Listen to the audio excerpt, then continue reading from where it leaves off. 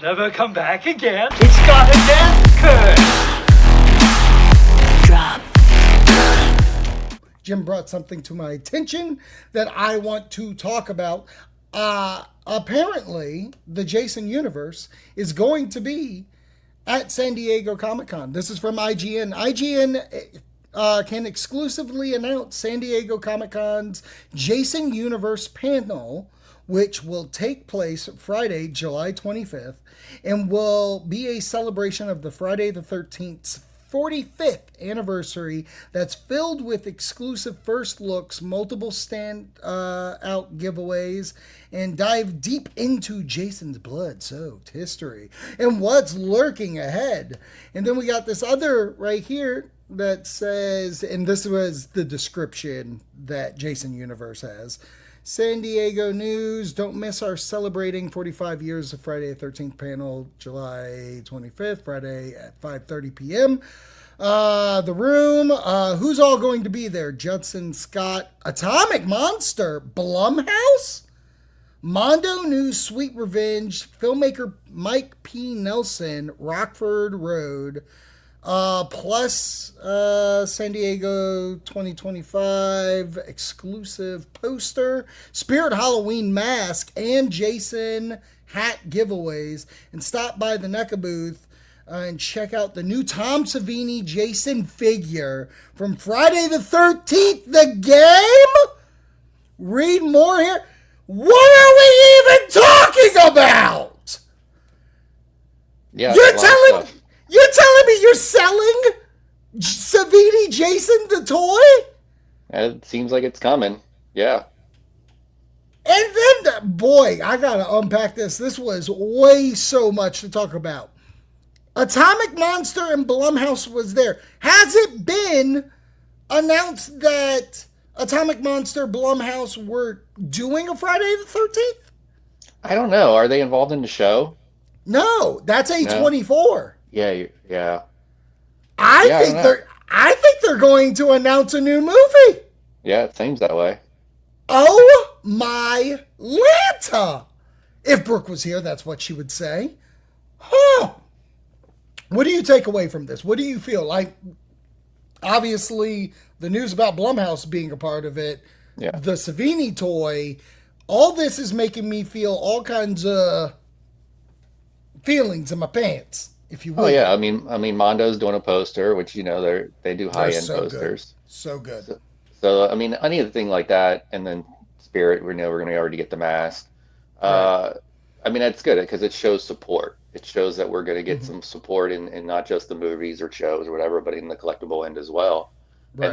And by announcing the Tom Savini figure, that says we're not just ignoring the past. Right. We could still potentially get a Tom Savini, the action figure, or Funko Pop could come around and still do the Uber Jason that they haven't done yet. Right. This is my big takeaway from it. I'll start with the toy. I've been preaching from the mountaintops about the game. And whether Gunn is making a game that is to this or something else, like there's been rumors that it's going to be an original game, so it's not this. Bullshit.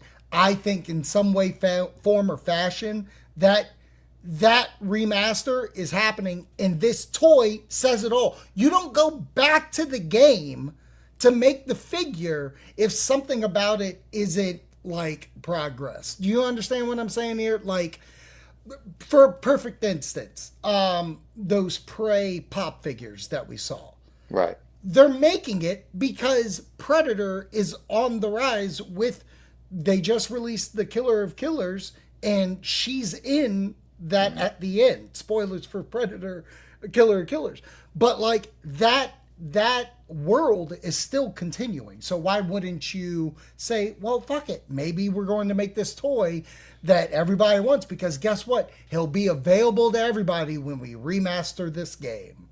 And then on top of that, the Atomic Monster and Blumhouse makes perfect sense in the framing of Halloween Horror Nights. Mm-hmm. Jason Universe House is there. Who works with them a lot? Blumhouse. You know what I mean? So for me, I feel this is very akin to that. That's an idea of who's going to produce the next movie. And honestly, I mean, Mithrigan 2.0 be damned. I have no problem with them coming in and doing this if it's the right team. Right. And my question to you, just because we're speculating, we have we know nothing outside of what we just showed here. Who would you think in the Blumhouse world of making things would you get to come in to do a Friday the 13th? If you could think about the Blumhouse world of creators they use, who would you do? I mean, I think, I don't know, man. It's hard. I guess it depends on what you're going for. I mean, I would be fine with this throwing James Wan in there. Why not? Mm-hmm. I get mean, that. Start with your big gun. Not wrong of bring in your biggest gun, which is James Wan. I don't know if he'll be able to do it because, you know, he's got the Saw franchise to rejuvenate.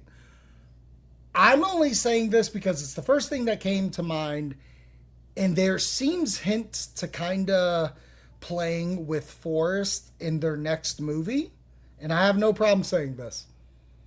I think Scott Derrickson would be a wonderful choice. Yeah, I think Scott Derrickson, who did Black Phone, he has Black Phone 2 coming out, which has shown Forrest vibes in the winter. I say screw it. Let's get Mr. Scott Derrickson into this. I'm down. Yeah, he's got a long history of horror. And he's handled big projects. I mean, so he definitely has the possibility of doing it. And I would take him over some of the other ones, even though I like their movies when you're looking at people that have worked in like Landon and Radio Silence and things of that nature. Like, my only issue with them is that they go a little too on the comedy side, and I don't want necessarily that for this. Yes, 100%. Like, that's not the movie. Poking fun at Friday the 13th isn't the world we should be stepping into right now. Let the guys that are doing Scary Movie deal with that. For me, if those guys, the Radio Silence guys, ever came near this, I'm ranting and raving about like how this is a horrible idea. Because I don't mind them. I think they are good, especially for their original takes. Ready or Not, Abigail. I don't care what you tell me, and the further I step away from the two, I do not like Scream 5 and 6. The further I get from it, the more I'm against it. So yeah, don't give them to me. Going back to Derrickson, you know, the Black Phone has an icon character with a mask. Sinister has a creepy dude that with that face. So yeah, I'm into the fact of this. I if that's the idea. Hello. Welcome to the show. Hope you are following along and you subscribe to either YouTube or our Facebook. What do we got here? Mike Flanagan is amazing. And with the amount of stuff that he does, we're talking all the Stephen King products from The Shining sequel, Dr. Sleep, right? Yes. Yeah, Dr. Sleep. He's rebooting Carrie right now for Amazon, I think. Yep. And he has at least the first draft of Clayface down the pike. Yep. But he won't be directing that. No. But he wrote it. But yeah. And I think he's also still attached to Dark Tower series. Right.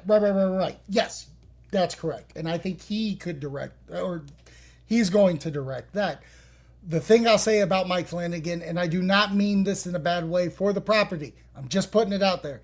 I don't know if his skill set of what he creates with drama and traumatic cases would fly in Friday the 13th. It could do well for Crystal Lake with Pam. Mm-hmm. I can definitely see that, but I just don't see that for this is a good case here. Mike Flanagan could do Elm Street. Absolutely. Absolutely, I could see that. Clancy Brown looked like the tall man. Oh, in the Mortuary collection. Okay. I mean, I like Clancy Brown. You're talking about my Highlander man. You're talking about my Krugen. I'm all about it. So yeah, those are our thoughts on the Friday the 13th panel. Drop.